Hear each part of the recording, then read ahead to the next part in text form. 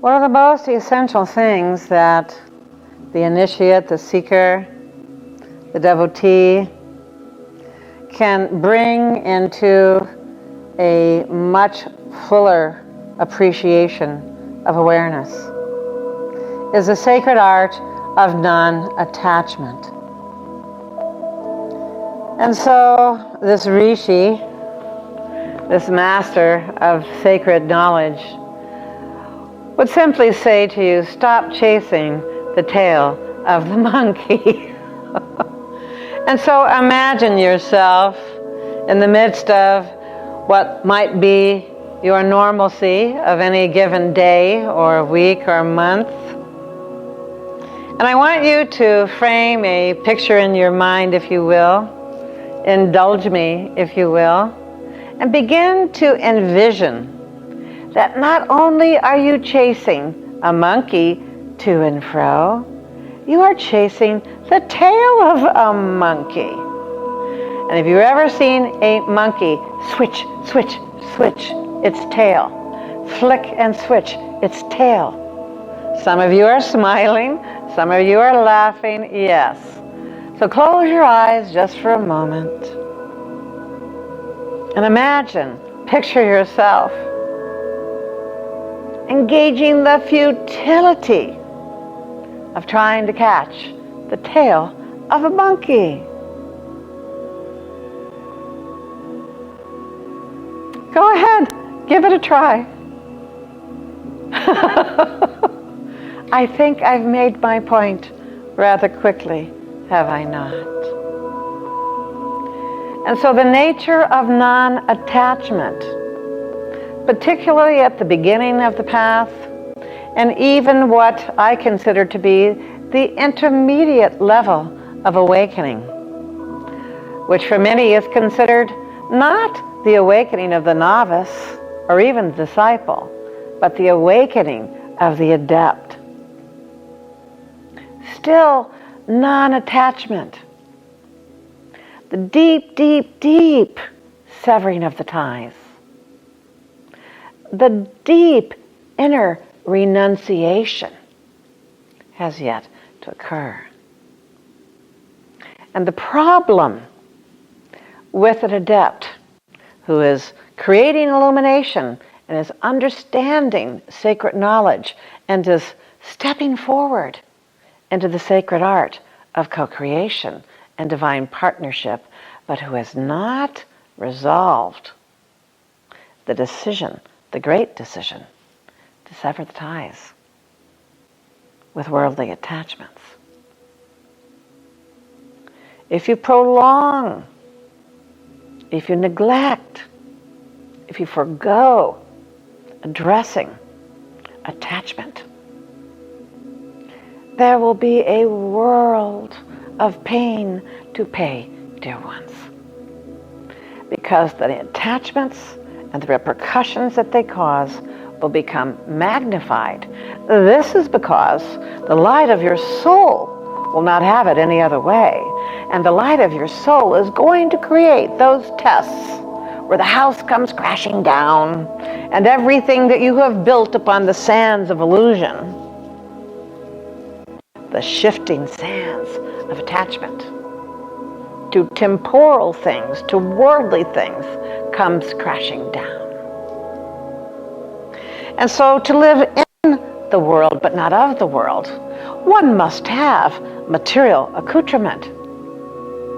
One must have some manner of material ability to provide one's endeavor, to engage one's divine mandate, to offer one's divine service. Yes, it requires a certain amount of material equipment, material accoutrement. One must be outfitted to be of divine service according to the nature of your special call of divine service.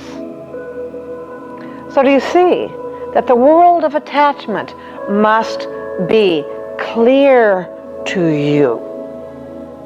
It must be a decision of will. It must be a factor of mindfulness.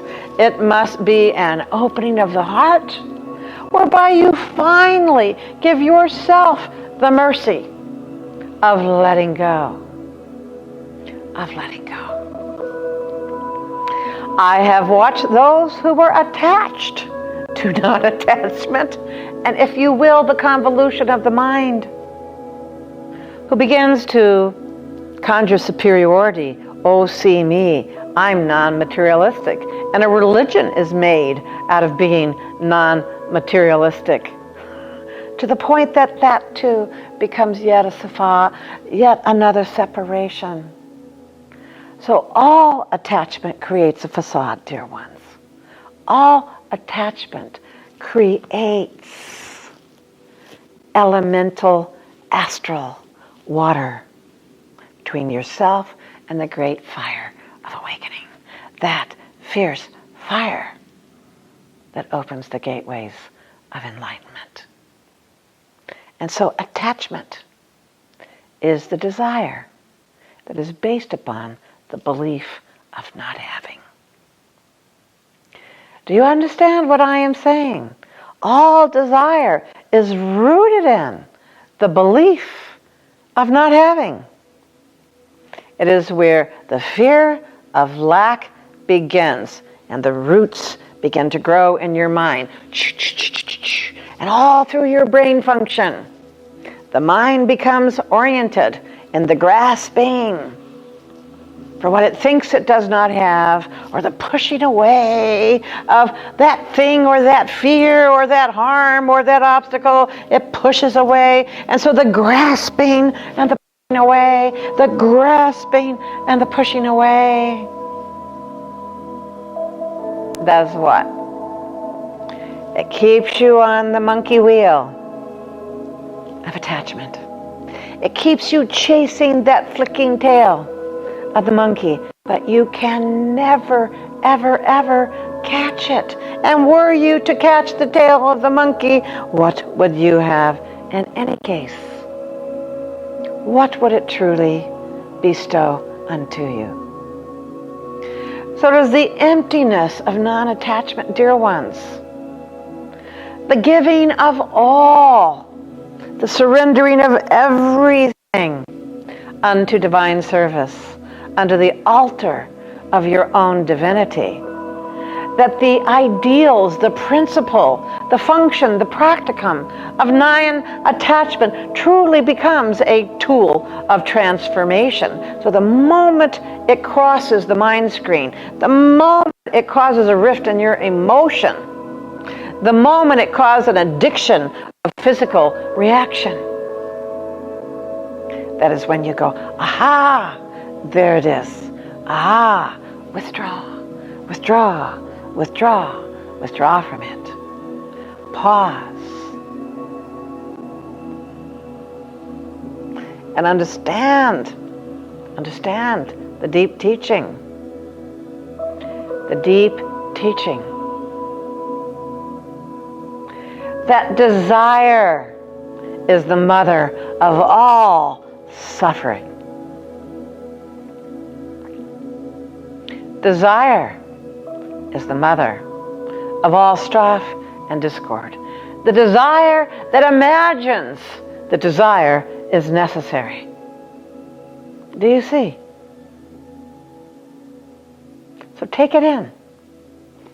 If desire is truly the mother of every moment of your despair, every moment of suffering, the world over, that desire, that belief that the divine will not move through your beauty of intelligence or the light of your soul or the wisdom of your heart in spontaneous divine effortlessness. The cosmic constant, the divine immediacy, the spontaneity of celestial abundance, dear ones. And so if you remember this, if you take it into your meditations, desire is the mother of your suffering. But desire is the creator of your attachments, of all the attachments. And it is attachments that are the father, the attachment that are the many, many, many, many fathers of your karmic wheel, the repetitions of the patterns that repeat and repeat and repeat and repeat.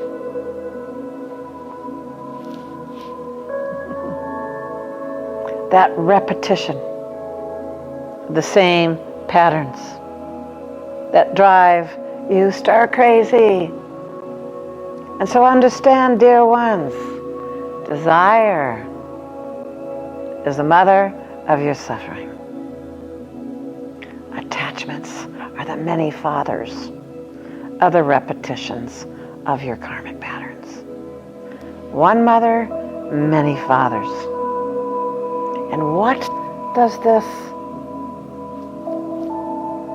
mean to you as you hear it? One mother, many fathers.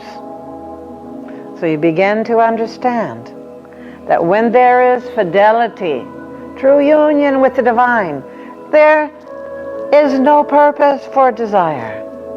It has no relevance whatsoever. So when you feel the upswing of desire, of the mindless monkey mind that flits to and fro in the pushing and the grasping, that pushing and grasping, that crazy making, if you will. If you are on the path of liberation, choose the divine. Choose the origin. Choose source light. Make that choice. And as a renunciate of an attachment, deepen in your understanding that as you withdraw from all desire, you extinguish its power over you. Withdraw, withdraw, withdraw. And the hungry ghosts will not haunt you, and nor will you chase the tail of the monkey mind. Give this some thought. Meditate, dear ones. Meditate.